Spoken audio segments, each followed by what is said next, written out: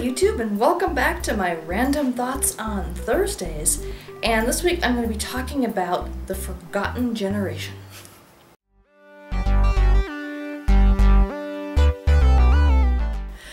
So what do I mean by the forgotten generation? Well, in the news you see a lot about, okay, you've got the retiring baby boomers who were born between 1941 and 1960. And there's a lot of news about them retiring and their needs and what they're going to bankrupt Social Security because there's so many of them and yada yada yada. So there's a lot of, discussion around the baby boomers, and there has been a lot of discussion around the baby boomers since practically the first baby boomer was born. Maybe not quite, but still, I think after World War II, this whole baby boom thing, I think people have been talking about that generation for a long time now.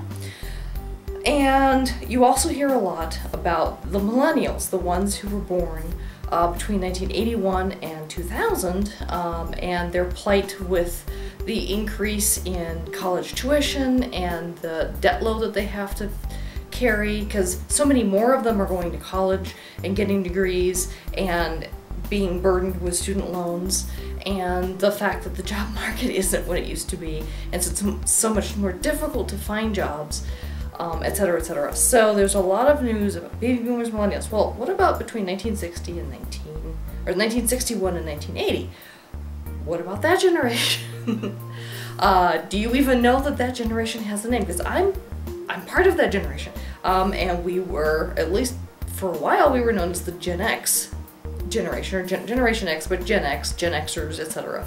We're the group of people we grew up on MacGyver and Knight Rider, and there was boom boxes and Sony Walkmans and Pretty in Pink movies. And let's see, I'm trying to think of, okay, a lot of 80s stuff, obviously. A lot of us were teenagers, like the first half of the generation were teenagers in the 80s, and then getting into the 90s, we were teenagers, because we were, like I said, we were born between 1961 to 1980. So I was born in 71, so I'm smack dab in the middle, and Gen Xers are basically between 34 and 54 years old.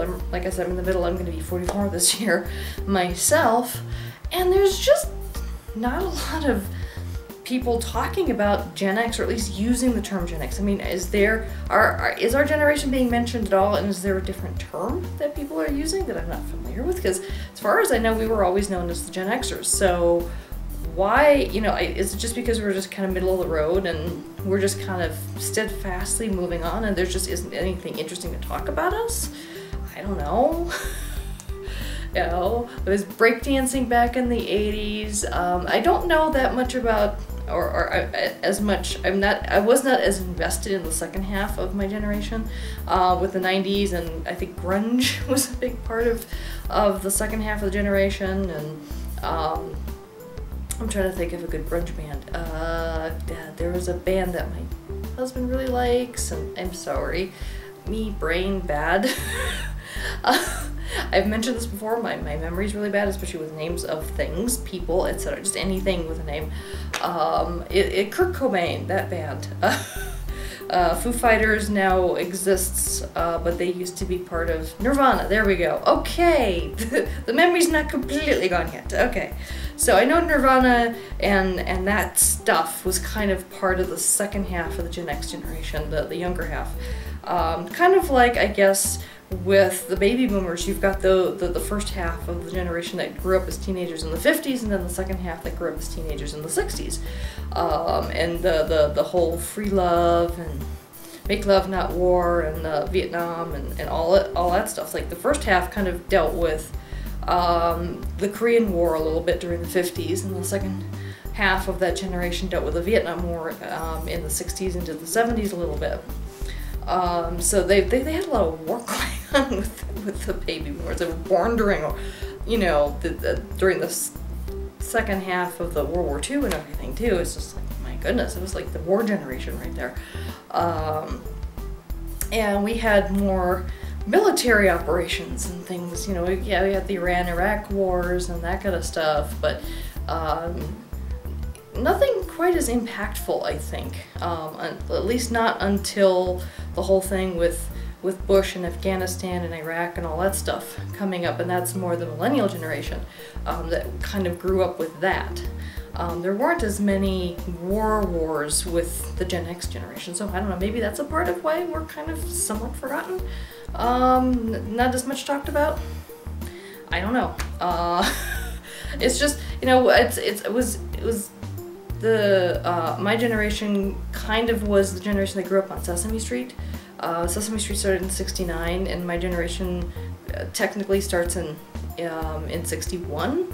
So yeah, a lot of us grew up on Sesame Street, and I'm just trying to think of other things about our generation, but you know, it's like, you know, we're the bulk of the working population right now, like 30, 40, 54. So not quite retiring yet for the older half of the generation. Although, because people do start retiring a little earlier sometimes, you know, the ones who are doing better. And so 59 and a half is when you can retire and start drawing from your IRAs and things if you have an IRA.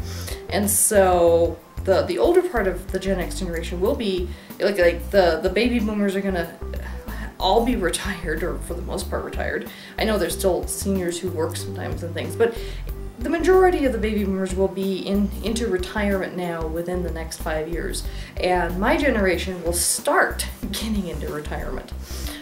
Some people retire early. I mean, some people retire 40, you know, whatever, just because they did really well in life. I will not be one of them.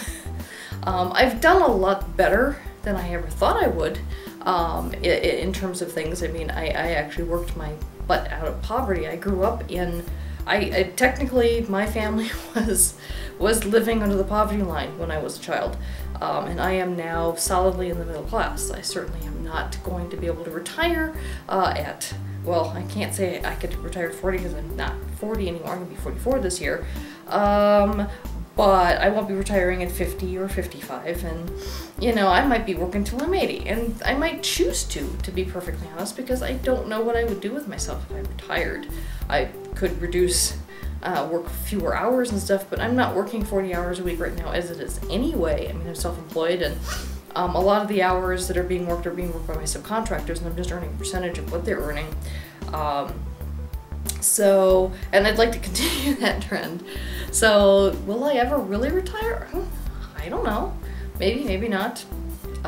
Just depends on how things go in life. But yeah, it's just, don't see a lot of stuff about Gen X, and I guess my question out to the wider internet universe is, have we been renamed and I haven't picked up on what that name is? So are we not Gen Xers anymore? Because that's what I consider myself, as a Gen Xer. And if we're not, what is the new name for our group? And are we just that boring that just no one wants to talk about us? Because that's entirely possible, I suppose. But you'd think, you know, since we're the bulk of the kind of adult working population, because, you know, once you get past 55, there's going to be, you know, more and more people retired. And then, you know, I mean, yes, of course, there's younger people younger than 34 who are working, but, you know, 34 to 54 is a pretty big chunk of the demographic of the country. So I don't know. What do you guys think? Are we completely forgotten? And if we are, could you please remember us again? Because we are still here. We're still around. We're still doing stuff, you know. I'm doing YouTube videos, and I'm running, you know, my own little business, and, you know, I'm writing. I've mentioned this before ad nauseum, that I've self-published a children's book. I'm going to be doing NaNoWriMo this year. I'm writing tons of fan fiction. It's sort of my new passion, and I'm really enjoying it, and, you know, I'm going to go with it for as long as I enjoy it, and if I lose interest, I will lose interest. We'll see, but for the moment, I'm really enjoying writing, and it's been a really great creative outlet for me. So anyway, that's enough of my rambling for today.